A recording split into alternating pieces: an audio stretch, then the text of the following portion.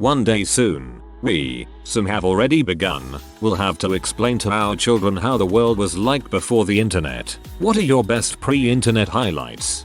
If you and a friend were discussing a question, it often ended with "I don't know" or "good question," and that was the end of it. You never did find out the answer. No, you would find out the answer a month and a half later and the other person would have no idea what you're talking about when you try to remind them. Hello, you have received a collect call from "Hey, it's me, I missed the last bus, please come pick me up from work. Would you like to accept the charges? No thank you." Using the Dewey Decimal System. Looking forward to getting the yellow pages because of the updated numbers. Getting the television guides out of the weekend papers to see what was going to be on. Reading the Sears Wish book. Oh yes, the lingerie section of the Sears Wish book was the greatest thing a 14-year-old could get. Mom, I'm taking the Wish book up to my room to look at. Toys.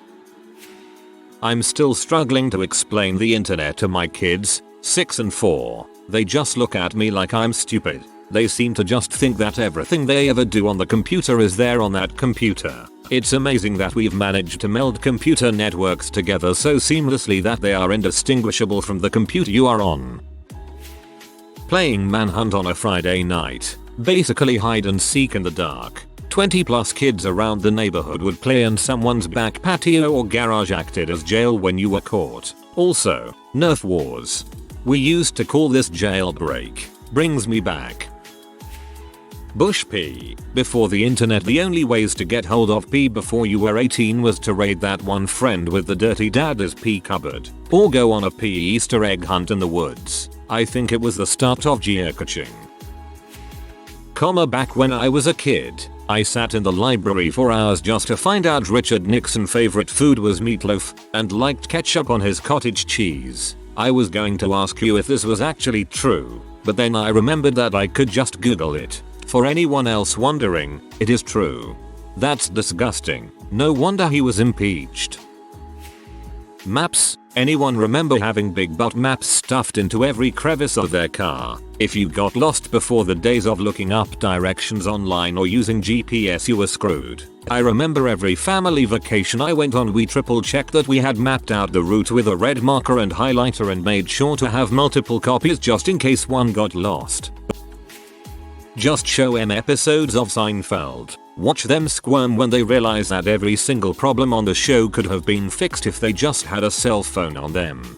This just blew my mind. Snail mail was significant for me. I had quite a crush on a gal in my high school class. She was beautiful in my eyes, thick long red hair, awesome personality, and a lot of common interests. We'd often study together, go running, and shared the same circle of friends. She was great. I think she felt the same about me. We were more like best buddies than potential boyfriend-girlfriend though, and I was fine with that because once we started college, I would have had a hard time with the distance between us if we had been serious. We wanted to keep in touch during college, so we wrote to each other. We exchanged correspondence that way for 2 years. There was nothing like going to get the mail and seeing one of her letters waiting for me. I swear, I'd smile the entire way from the mailbox back into the house. She'd always doodle on the envelopes, so I'd carefully open each one and save it along with the letters. I'd read the letters several times and then spend a few days reflecting on it before writing back. Gosh, I miss that part of those days. I have wondered if our friendship had occurred a few years later when email had become easily accessible, would we still be together? I still have a stack of letters from when my wife and I were apart. The ink is almost completely faded, but I can't throw them out. Cheat codes for video games were a hot commodity. I remember stories of people selling the codes for fatalities for the first Mortal Kombat. Also, pirating stuff actually took effort. I remember going with my dad to his friend's house so he could copy a new game on some 5/1/4 floppy disks for his Amiga. There was also a small black market in middle school that the few kids who had CD burners were kingpins of. I got a copy of StarCraft for only $5. Don't copy that floppy. Not having a cell phone smartphone. I actually didn't get my own until I was 18. Now I see 6-year-olds walking around with iPhones. When I was in high school, I was one of the few kids with a cell phone. and everyone thought I was a drug dealer on account of it, which really helped my drug dealing take off, now that I think about it. Having every phone number in your cell phone memorized, and agreeing to meet up with a friend at a certain time place and not having any way to get a hold of that person after making plans. I was thinking something similar the other day when I realized that in 2016 there will be people who don't remember a world before 9/11 voting for president. If I told my girlfriend's nephew that when I was his age all animated movies were done on paper, not computers, he would lose his mind. Arcades, hanging out in the park, passing notes in class. Passing notes? In class? Yay, nowadays it's texting. Back then you had to be more clever and sneaky. Information came a lot slower too. Still, the best part was being outside to go and talk with your friends. Most parks in smaller towns are nearly vacant. This post is my favorite because you were the first to mention arcades. I know there are still some around, but it's mostly for nostalgia chasers like me who don't mind pumping quarters at a chance to get my childhood back. Movie rentals. Oh god, that brings me back. Video King was my favorite place ever. They had a castle built out of cardboard for the kids section. Also board games, which I still play with my friends on a regular basis. I think board games will still be popular in the future. The social interaction is such a key element missing from video games. You had a proper map of the local area in your house. You would go to a frickin' library if you wanted to learn about stuff. You would go and hire out movies you wanted from video rental places. You would go and buy music from a shop. You can still do that, but music shops were way bigger than they are now. Some stores had listening posts, basically the only way you could hear an album before deciding whether to buy it or not. Everyone had an opinion on music, films etc, but short of writing their fan club a letter, you didn't have a chance of contacting the actual artist to let them know that they sucked rocked. To find out what concerts events were on, you had to buy a magazine. Some stores had listening posts, basically the only way you could hear an album before deciding whether to buy it or not. I remember a time before these, when the only way was to listen to the radio when they played the singles, then hoping that the rest of the album wasn't crap. Phones in the kitchen of most homes actually attached to the wall that had a rotary dial that you had to spin once for each digit in the 7-number sequence you were calling. No call waiting or call forwarding. When someone tried to call you and you were already on the line talking to someone, they got a busy signal and had to gasp, wait and try again later. Keeping little paper address phone number books in our pocket. Actually remembering people's phone numbers in your head. Using a card catalog at the library to look up subjects. It was an actual wooden piece of furniture with lots of little drawers that had thousands of index cards in them with subject, author, title, etc. The basement scene in the library of the first Ghostbusters movie shows this if you're curious. Using the yellow pages to call around and figure out who had that certain item you wanted at a particular price. Talking to people in public, without getting the creep look in return. When waiting online or traveling on public transport, just to be friendly and make the time go by faster. Maybe you'd learn something outside your own little world and make a new friend. Yes, it was called striking up a conversation and required people to be polite and reasonably cordial while still being interested and interesting without being an opinionated dong. I think that was known as tact back then. In London, talking to people on public transport was criminalized just after the Second World War. Camping at the beach with several families this past summer. Where are the kids in the freaking RV and each one on either an iPad, Nintendo DS, etc. Mine were outside chasing squirrels. Let's go down to the beach. It's a 1,000-yard walk on a cement trail, for God's sake. Is there a shuttle service? Is there Wi-Fi available? I don't want to get sand in my smartphone.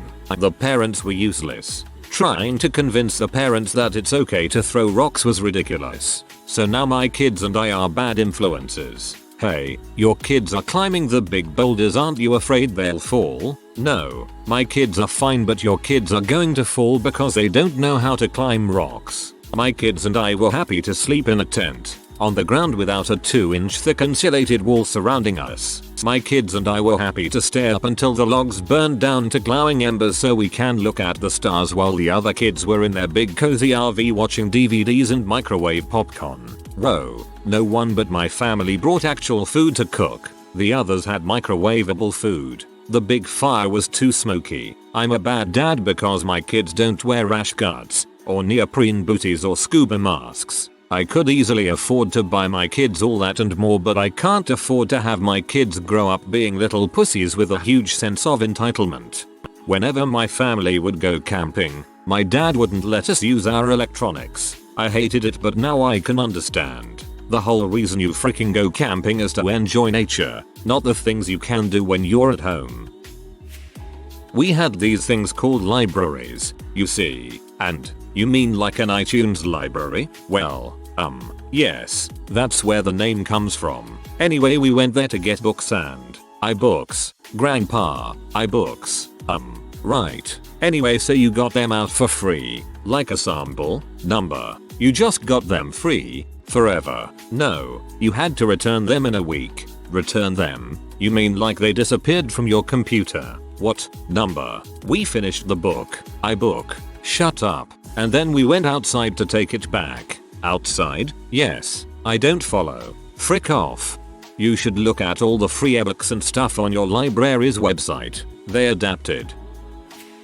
Want to go to the movies to see Top Gun with your friends? Look in the paper and see which theater is showing the 70mm print. Then call all your friends and see who can go and who can drive. Agree to meet at the food court at a certain time. If you don't make it, you're pretty much hosed. Pre-cell phones. In a way, this kind of reinforced responsibility.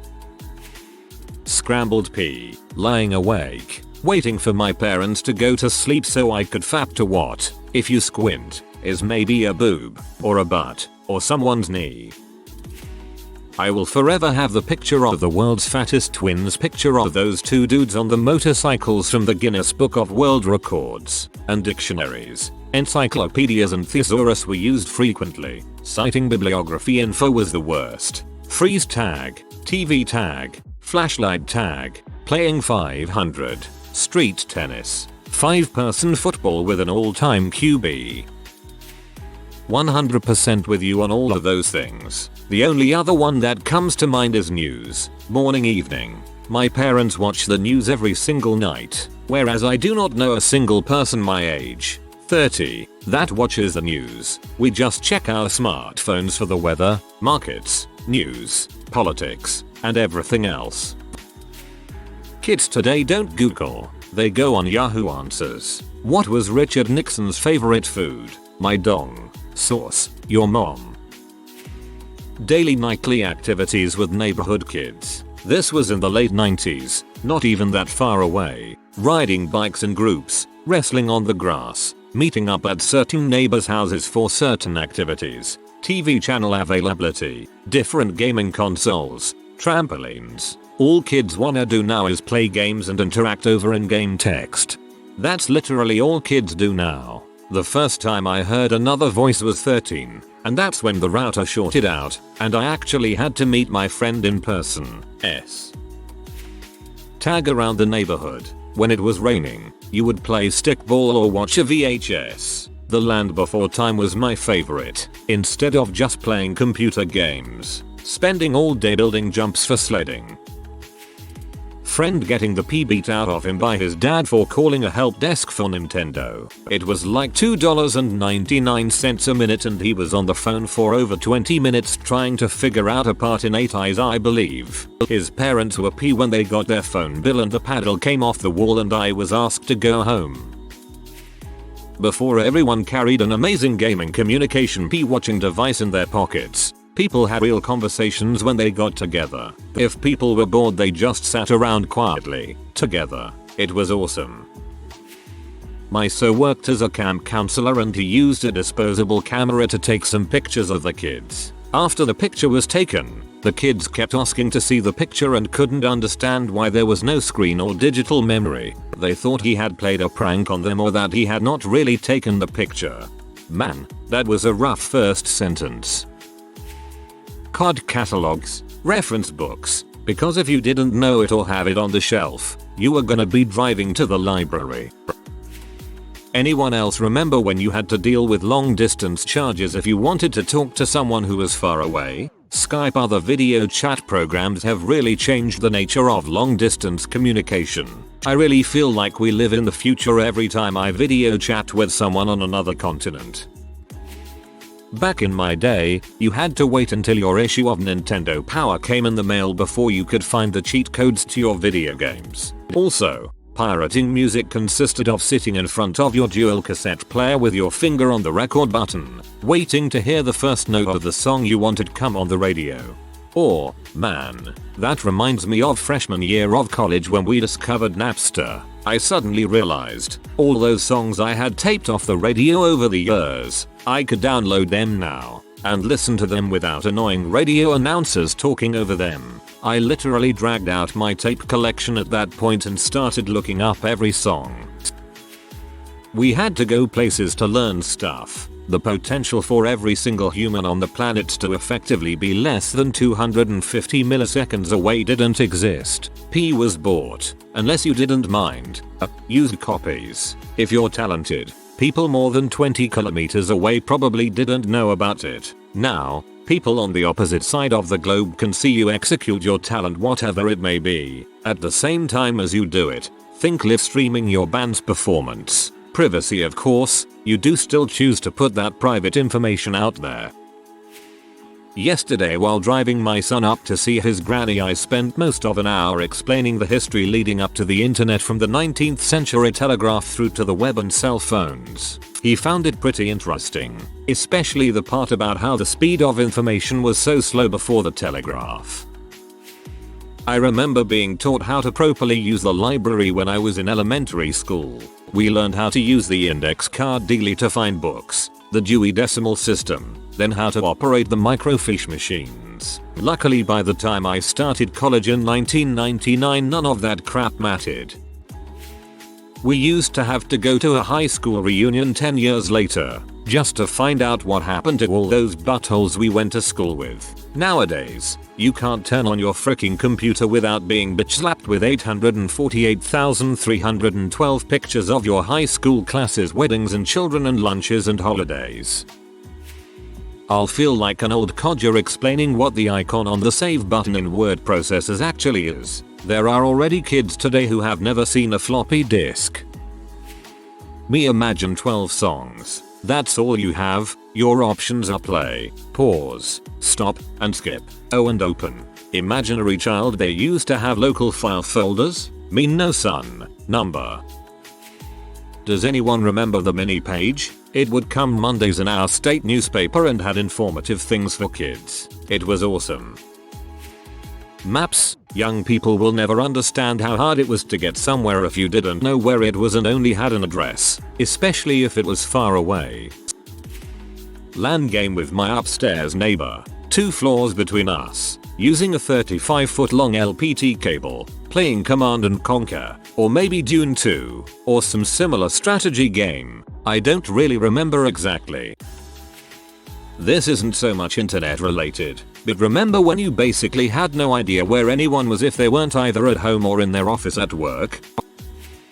As a childhood nerd before the internet became mainstream, I used to entertain myself by collecting Hot Wheels mini cars and trading baseball and Pokemon cards. We used to wait for letters to arrive, using a book to Google something, using a card catalog in the library. Television was basically the only game in town for videos, ordering things from a paper catalog instead of Amazon.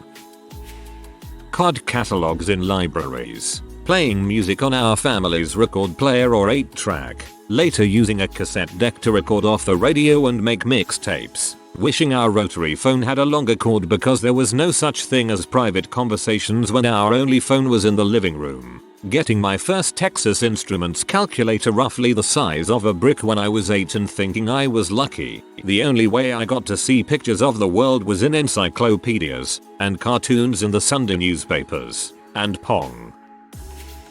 If you are new to the channel, you can subscribe. I publish new videos every day.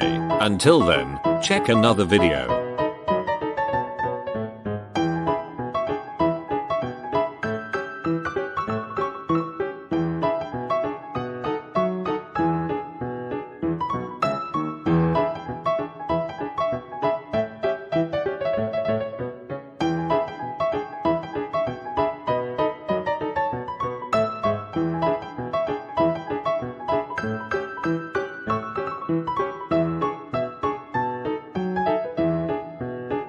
Bye for now.